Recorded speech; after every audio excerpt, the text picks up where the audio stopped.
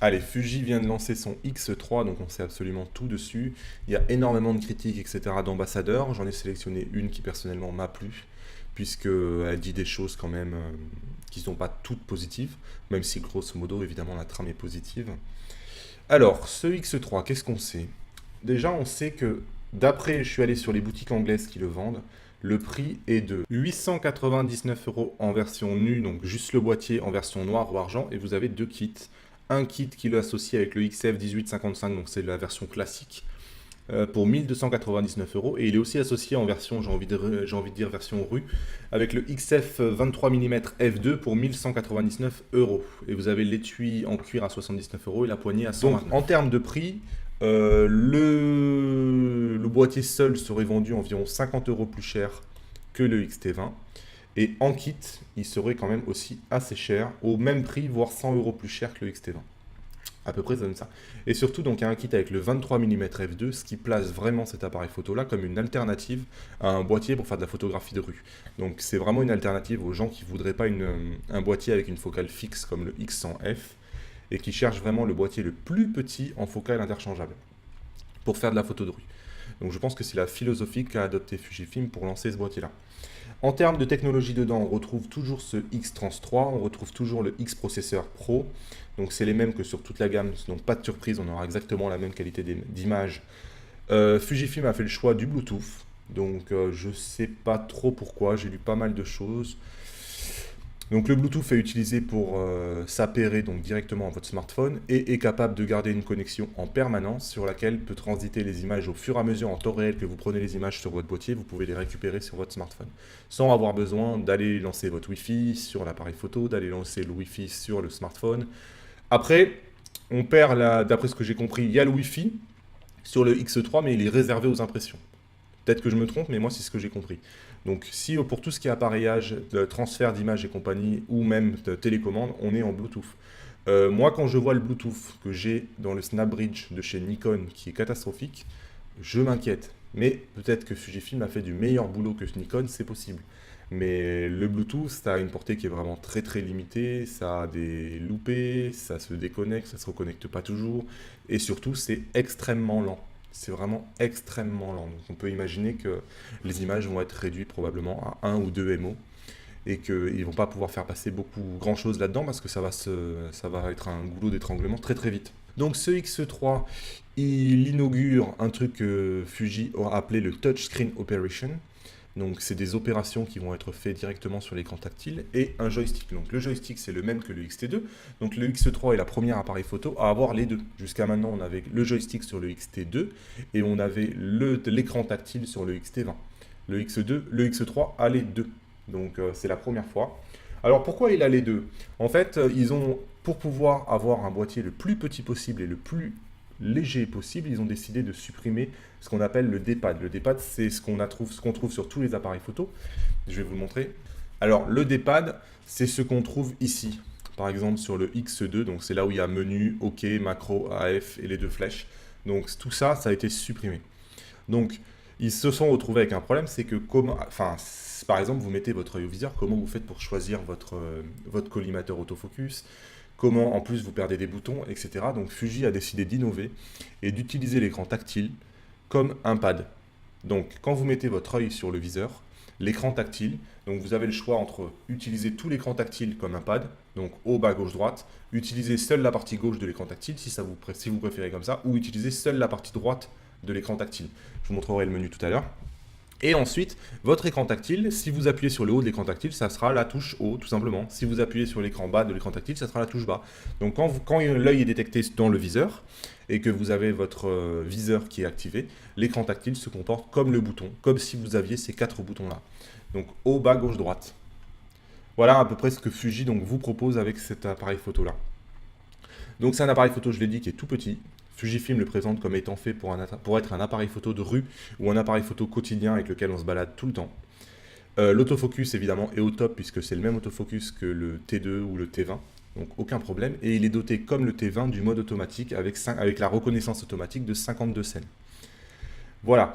Alors la nouveauté, c'est l'ajout de gestes de reconnaissance de gestes sur l'écran tactile, chose qu'on n'avait pas. Donc on est maintenant capable de swiper. Donc swiper, bon, si vous avez un iPhone ou un iPad, vous savez ce que c'est, hein. Vous allez swiper à gauche, swiper à droite, par exemple, pour vous balader entre les différentes images. Vous allez pouvoir faire un double clic directement sur l'image pour pouvoir automatiquement zoomer à 100%, savoir si oui ou non vous êtes dans le focus. Vous allez être capable, par exemple, d'agrandir l'image avec le geste qu'on connaît déjà, donc le pitch in ou pinch out. Donc pour zoomer ou dézoomer sur une image, et vous allez être capable de laisser appuyer sur l'écran et de pouvoir vous déplacer dans l'image. Donc tout ça, évidemment, si vous avez un iPhone ou un smartphone, c'est des gestes qu'on connaît par cœur. Donc maintenant qu'on sera capable de les faire aussi sur l'écran tactile. Ces fonctions-là devraient arriver aussi sur le XT20. Donc voilà pour ces nouvelles fonctions-là. Ensuite, donc, il y a les fonctions que je viens de vous expliquer, donc, qui transforment l'écran en flèche haut, bas, gauche, droite. Vous avez le nouveau mode autofocus All qui est aussi directement incorporé dans le E3. Il est capable de prendre des vidéos en 4K, il est capable de faire du 1080p en 60 images. Vous avez un grip, une poignée grip en option qui est vendue. Donc si vous, par exemple, je sais pas moi, ça peut être une alternative si vous avez besoin de mettre un objectif un peu gros de temps en temps, vous rajoutez un grip directement, c'est intéressant. Donc il a le Wi-Fi, mais moi à ma connaissance, c'est un Wi-Fi uniquement pour impression. Et il fait 337 grammes avec la batterie. Au niveau de la rafale, on est à 8 images secondes et je crois qu'on monte à 14 images secondes en shutter électronique. Allez, on va balayer rapidement pour voir si j'ai loupé quelque chose et vous le montrer un peu plus. Hop.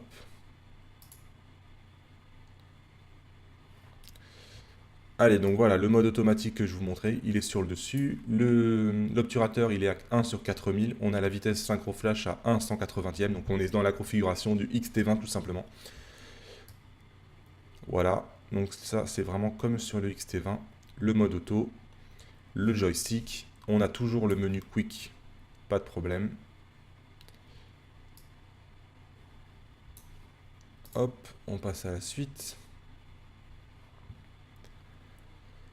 Donc, ce que je vous disais, hein, on a un écran tactile que Fuji considère grand.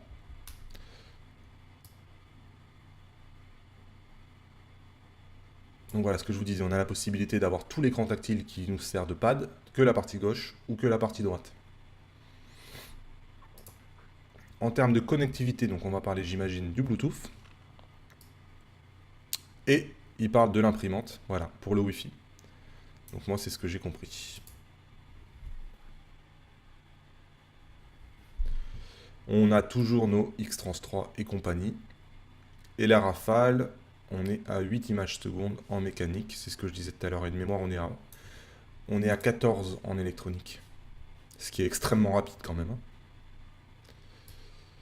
Toujours nos 325 points et nos 91 points. On a tous les modes qu'on connaissait déjà. Le single, le zone, le wide et on a aussi le all. On a au niveau de l'AFC, on a les 5 combinaisons comme sur le XT20.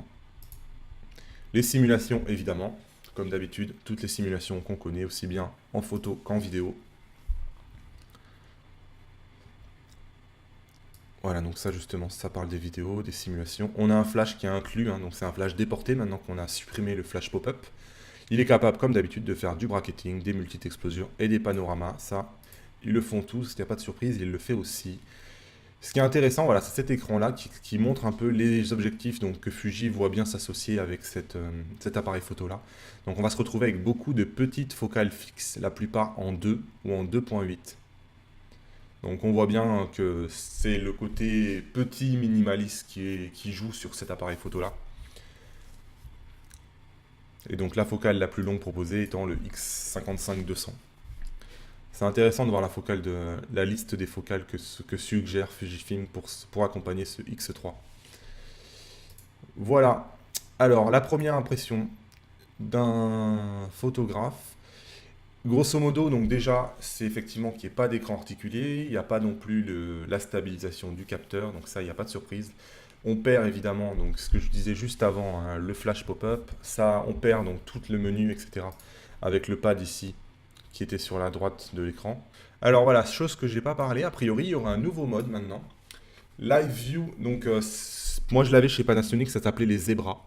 Tout simplement, c'est une alerte directement sur l'écran, aussi bien dans le viseur que sur l'écran derrière. Quand vous êtes en train de prendre une scène et que vous avez vos hautes lumières qui sont cramées, ben, vous allez avoir comme des zébras qui vont apparaître sur l'écran, qui vont vous indiquer, attention, cette zone-là, ça va pas du tout, tu devrais utiliser la compensation d'exposition, par exemple, pour enlever ces zébras-là et pour éviter de les cramer. Donc c'est quelque chose qui manquait vraiment, j'espère. Pour l'instant, il n'y a rien qui est noté, mais j'espère que c'est une fonction qui va aussi arriver sur les autres, parce que ces zébras-là, moi, je trouvais que ça manquait. Donc je vois que Fuji l'ajoute sur ce X3, ce qui est excellent. Avant, on pouvait le voir, mais quand on fait play et qu'on a déjà pris l'image, effectivement, Fuji nous le montre. Mais c'est trop tard, l'image est déjà prise en fait. Donc là, en tout cas, il l'a. Donc ce photographe-là se plaint beaucoup de la disparition des 4 touches de fonctionnalité qui accompagnaient le bouton menu. Certes, effectivement, maintenant l'écran va pouvoir faire haut, bas, gauche, droite, pour autant on a perdu 4 touches de fonction. Donc ces 4 touches de fonction qui sont perdues, c'est quand même assez énorme sur un appareil photo. Après, on aime ou on n'aime pas, mais en tout cas, il déplore ce manque de boutons-là.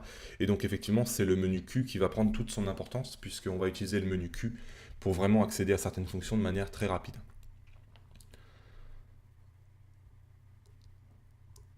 Donc, voilà ce que je vous disais. On a sur l'écran maintenant la possibilité d'avoir l'alerte sur le fait que les autres lumières soient cramées. Hop, on a la possibilité, voilà. Maintenant, quand on va dans le menu pour mettre les touches personnalisées, vous avez des tactile touch en fait, tactile function, et qui est associé à une action vers le haut, vers le bas, vers la gauche ou vers la droite. Donc c'est une démarche qu'il va falloir arriver à adopter, mais à laquelle il va falloir se faire. Mais en tout cas, c'est le choix proposé par Fuji. Et vous avez la possibilité de mettre ces actions-là, voilà, ce que je vous disais tout à l'heure, sur la droite, sur la gauche ou sur tout l'écran. Donc ça, c'est le XT20 à gauche et le X3 à droite. Donc le X3 est plus plat, il n'a pas cette forme qu'a le XT20, qui a une forme un peu réflexe avec un viseur central proéminent. Le XT20 est vraiment plus dans une forme compacte. Voilà à peu près ce qu'il en disait. Donc j'ai lu pas mal de commentaires qui se plaignaient en fait que si on regarde bien et qu'on met côte à côte le XE2, pas le T20, E2, donc l'ancien modèle de la version E, et le XE3, en fait, on a perdu en qualité du viseur. En fait, le viseur est devenu plus petit. Avant, on avait un viseur, là on le voit sur le E2, qui était quand même assez gros. Donc il se rapprochait un peu de la qualité du viseur du Pro. Et là, hop, on a perdu. Voilà. Et là, du coup, on est arrivé à un viseur qui est beaucoup plus petit. Donc c'est exactement le même viseur que le XT20. Mais par rapport au E2, c'est une régression. Si on compare un peu avec le XT20 pour avoir des éléments discriminants de choix entre les deux, ce qui va faire la plus grosse des différences, déjà, ça va être que le XT20 a un écran articulé. Donc ça, c'est la première des différences. S'il vous faut à tout prix un écran articulé, ben, la question ne va pas se poser, que vous faites de la vidéo, des choses comme ça. Le XT20 est meilleur. Par contre, le XE3 va avoir un joystick que n'a pas donc forcément le XT20. Ensuite, il y a la position du viseur qui change tout. La position du viseur de X3 est vraiment adaptée à la rue, donc à la photo de rue. Donc on a un viseur qui va être sur le côté, qui va vous laisser toute la partie droite de l'appareil photo pour pouvoir faire les gestes et compagnie. Alors chose que quand vous aurez mis l'œil donc au milieu de l'appareil photo, vous aurez beaucoup de mal à venir mettre, je ne sais pas si vous me voyez là, mais vous aurez beaucoup de mal à venir, là j'ai du mal, j'ai mon nez là sur l'écran tactile quand j'ai mis l'œil sur l'appareil, sur le viseur du milieu. Donc cette fonction-là de l'écran tactile, donc, qui va arriver sur le XT20 mais qui risque d'être beaucoup moins utile, elle est utile sur le XE3 parce que justement le viseur il est décalé et que ça va vous laisser la place de mettre votre main sur l'écran. Chose que n'a pas le XT20. Donc voilà, ça va se jouer sur l'écran articulé, la position du viseur selon que vous préférez qu'il soit au centre ou selon que vous préférez qu'il soit à gauche. Enfin, évidemment, il y a le fait qu'il y ait un joystick. Moi, c'est vrai que sur le XT20, c'est vraiment ce qui me manque le plus, le joystick, sincèrement. J'ai vraiment du mal à me passer d'un joystick maintenant qu'on s'y est habitué. Et c'est vrai qu'avoir un joystick, ça peut faire toute la différence aussi. C'est un boîtier qui se pose comme une alternative au X100F si vraiment vous voulez pouvoir un boîtier à objectif interchangeable. Après, quoi dire d'autre, hein, moi je le vois presque, enfin je l'ai lu plusieurs fois dans les commentaires, mais c'est vrai que je pense qu'ils ont raison. Il y en a beaucoup qui disent qu'il aurait dû s'appeler X Pro 20 et pas X3, puisque quelque part on a la philosophie un peu qu'on avait sur le X Pro 2, avec ce viseur sur le côté, etc., toutes ces fonctions. Le viseur est devenu un peu plus petit. Ça aurait pas été déconnant de dire qu'en gros c'est un mini X Pro 2. Donc c'est sûr qu'il n'a pas le viseur optique évidemment. Mais bon, voilà. Voilà, vous savez tout ce qu'il y a à savoir sur le X3. Donc grosso modo, je pense que Fuji décide de niveler par le haut.